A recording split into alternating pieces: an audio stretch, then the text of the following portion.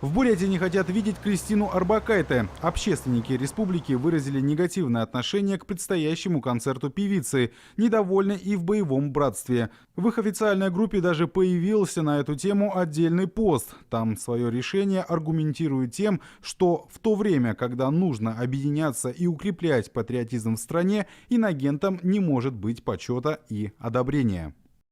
В окружении ее нам известные люди, как Алла Борисовна Пугачева, как Галкин. Они в открытую помогают враждебной стороне.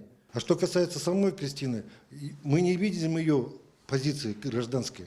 Приезжая в нашу республику, в Бурятию, которая очень, будем так говорить, прославилась на СВО, которые наши знаменитые ребята воюют там, наши подразделения, нашей армии. Я думаю, что неуместно ее сегодня слушать здесь. Известно, что Орбакайте в начале декабря вернулась в Россию из США, где проживает с семьей, пока официального ответа со стороны певицы насчет этой ситуации не поступало.